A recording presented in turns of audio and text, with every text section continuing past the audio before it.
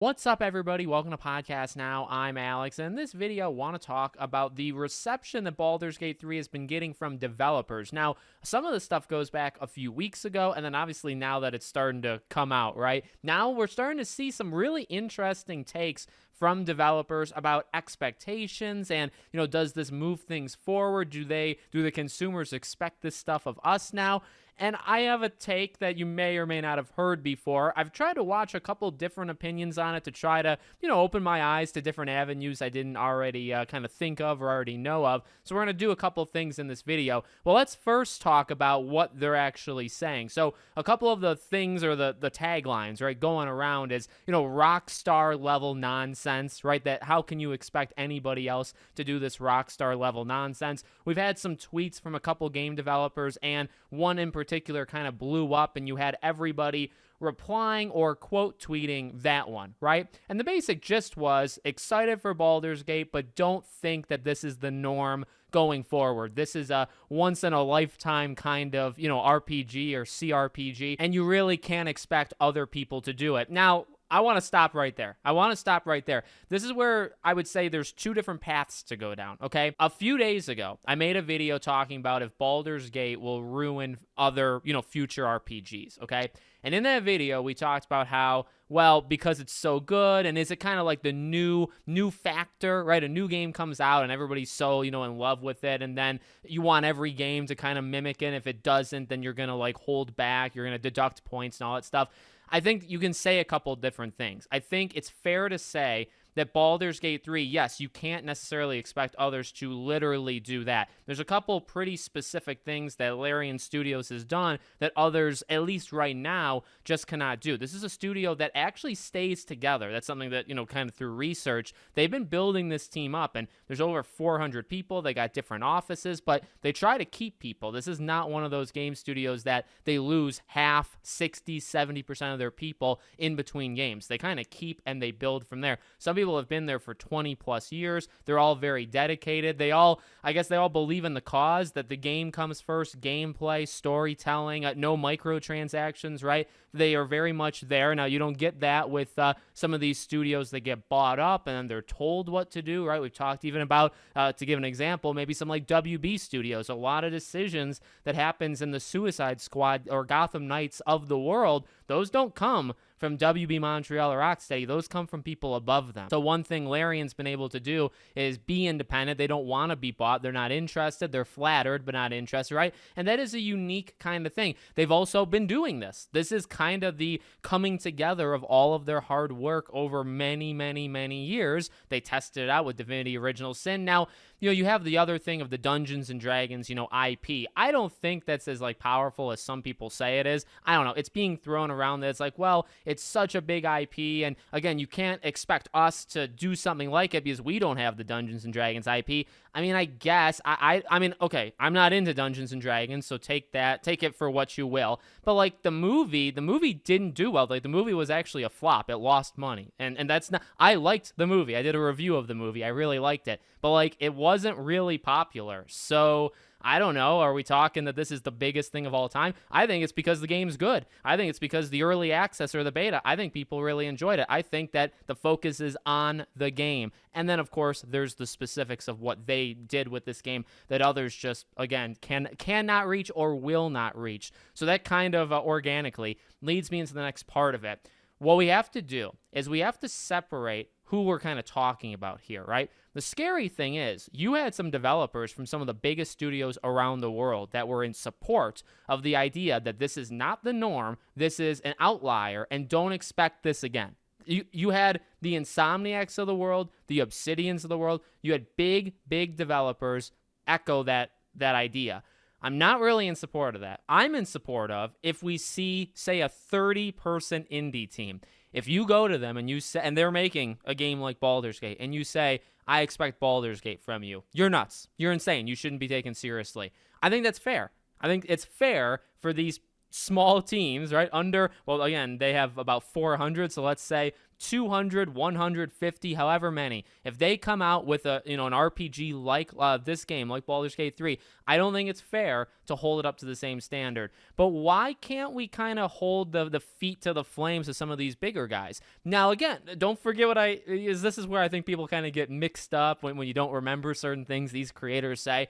Remember, I understand what makes this so special, but there are things that are very copyable that can happen like right away. See, I think a lot of it, or I don't know, maybe 50-50, some of it is over time.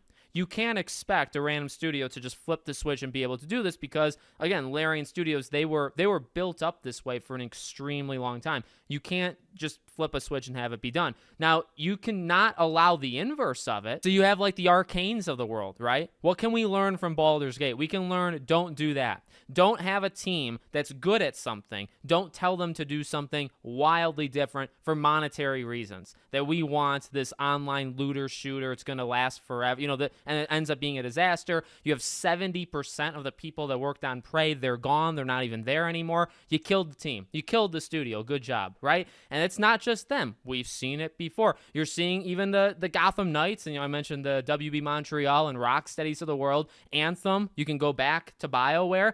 If you're good at something, maybe just like give it one more go. And like, now you don't have to milk a franchise, but I think maybe to something, and like this ended up working out. I think to something like Sunset Overdrive from Insomniac. Now, Insomniac obviously took what they learned there and made Spider-Man and did a really great job. We're in a world where because Sunset Overdrive wasn't this colossal, it's not this big name IP, you're never going to get a second one. But you're seeing with the Remnant 2s of the world, the Baldur's Gate 3s, these things can just randomly hit. A Sunset Overdrive 2 could randomly hit and sell 3, 4, 5 million. You don't know. It really could, even if the first one didn't, because it's kind of just like the build-up, and you're sensing the potential. You're keeping things together. You got a rhythm. You understand what you're doing. Now, that takes time. That takes generations of gaming systems, right? You got to keep these teams together. You got to keep them doing what they're good at, not necessarily milking a franchise, but they're good at something, and you have them continue doing that something, okay? Those are things that, yes, you can't just flip the switch. You can start it now, but you're not going to see it for a while. But how about, like, other things? How about the way that Baldur's Gate or Larian, how about how they, like, interact with people? We talked about this with Hogwarts Legacy. Can we have developers that are, like, respectful? And I'm not saying they're all not respectful, but we talked about with Hogwarts Legacy, those guys care. You know that they, immediately, you can tell that they care. And they interact with people differently than most, the big ones, the big studios, they interact with it differently. Then you talk about microtransactions and battle passes or season passes. What's Baldur's Gate 3 doing? Now it had the, early access beta, but it is not, it had like that really fun little issued statement for, is it going to have microtransactions? And it was poking at developers that do it and saying, we're not doing that. Like, the game is the game. You bought the game is full. Have fun. You don't need anything else. We don't have anything for you, and we're not going to charge that to you. So can we do that? Yes, we can do that immediately. And that's what's a little scary with what these tweets are kind of like gaining traction for.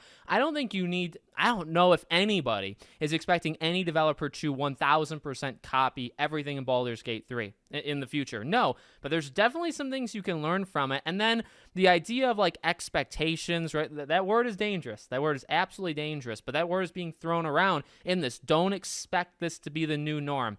All right, on one side of things, again, this takes a long time, and it does take kind of a special studio to be able to do it. If everybody could do it, it just hasn't happened. It hasn't happened with any game genre ever, right? Everybody being the top of the game. When the Naughty Dogs of the world were stomping on people with, say, the Uncharted franchise, there's a reason it was so special, right? Because there weren't 50 other studios doing it or capable of doing it. It's really just a few. But that doesn't mean we shouldn't expect it. That doesn't mean that these AAA studios that are now charging $67, well, they always 60, right? But $70, they're doing their season passes. You're paying $30, long term. You're spending $100+ whatever. There's no reason why we can't like hold their feet to the fire a bit and say, well, how did Baldur's Gate 3 say do all that capturing of like voices and audio and all these conversations with characters that has nothing to do with Dungeons and Dragons, right? I mean, like, okay, well, you got the different classes, so you have ideas of who these characters are, but like, you could do that with anything. The next Mass Effect, and I'm not like throwing Mass Effect under the bus, but I think to that, I love that franchise. Okay, well, that has a ton of species. Can you do the same thing? How about what we talked about a few days ago? One very special thing with Baldur's Gate is they're very like emotive. They move around, their shoulders move, their head moves. They're not stationary and the camera's just flipping back and forth. That's not how it is. All right, well, can't we copy, like, why can't we copy that? That's not patented. That's literally just doing a little extra work. I don't know how much work it is. And again, am I expecting that from a team half the size? No, but when you do the next Dragon Age or whatever,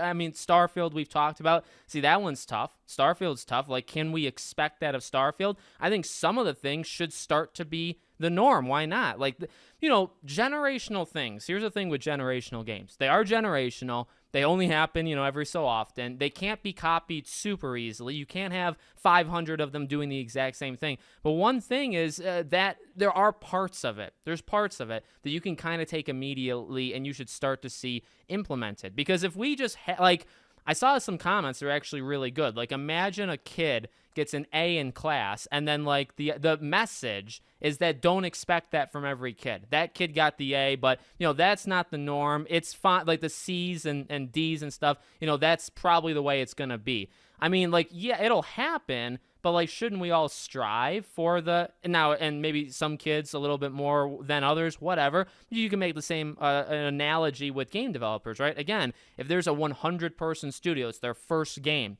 We talked about we'll go back to Hogwarts Legacy. That was their first big thing. They were nothing even close to that before it. So you just you go into it and you kind of expect, okay, this is their first stab at it. How are they going to do? What's a realistic expectation for them? But when we see the BioWares of the world, or the Obsidians, or the whatever they are, you have a little bit of a different expectation for each of them. But these big studios, what are they so afraid of? And I genuinely mean that, because I do think it's kind of fear, but it's also tough because, again, a lot of the decisions don't really come from them. They come from higher, the people making the battle passes or season passes, live service kind of decisions. That's not necessarily, maybe sometimes it is, but it's not always them. In fact, most times it's not. So what are they afraid about? That people are going to get even more mad at them? All right, that's fair, but we should maybe then they should direct our anger towards their bosses. Who's in charge of making these bad decisions? So again, one thing you can immediately do is say, well, it seems like these turn-based games that we kind of thought were dead, but they're really not. Well, okay, well, if anybody made a decision, you can look and say, no, they're not dead. Or the microtransactions, season passes. This proves you don't, again, it obviously changes depending on the situation, but you don't always need to do it. So, why are they so afraid of that? That's a day one change. You could change that tomorrow. That's not true, though. See, that's the sad thing. A Gotham Knights of the world has the live service elements in it. You can't just strip it away in a day. It would take years to do it, and then even when you do it, it still kind of feels like the game was built for live service. I don't know. I feel like they're kind of intimidated. A lot of developers feel like they're intimidated by Baldur's Gate. Competition's good. And seeing... I think of hockey. I watch the NHL. Buffalo Sabres is my team, and they haven't been good for so long. But when you have a superstar player, that doesn't mean everybody else completely. You know what I mean? You kind of you can't maybe match it, but you can be good at some things. Maybe you're better at some things than that person, and you're maybe worse at others. And that's what we talked about a few days ago, right? Maybe the Starfields of the world, they're not going to be able to match Baldur's Gate in every way. Match it in some things they might be better at. Baldur's Gate is not a perfect game. It's not, it's not the be all end all, but there's plenty to learn from it, and to ignore it. And that's kind of my point. You don't have to copy 1,000%. I'm not asking for every game to be Baldur's Gate 3, but to pretend that's you can't expect anything like that ever again. That literally happened once. Don't expect that for 25 years. Or the next game they'll make another game just as good as Baldur's Gate. Nothing we can do about it. That really should not be... I feel like you're almost dropping your ceiling. You're saying, well, the ceiling's up here, they're up here. We'll never get there, so please don't ever expect us to get there. I don't know if that's and you charge more. You charge $70. Oh, you have the live service. You want us to pay more than that? Oh, okay. So you want us to pay more for an inferior product, and you're trying to tell us ahead of time that you're not going to be as good, but it's okay because you told us. And you said, well, don't ever expect a game like that because we're not them, so how can we make a game as good as that? That's not how it works. That's not how it works. So let me know what you guys think in the comments. I think this was a pretty good discussion. Make sure you guys are subscribed, bell icon turned on. I hope to see you all on the next one.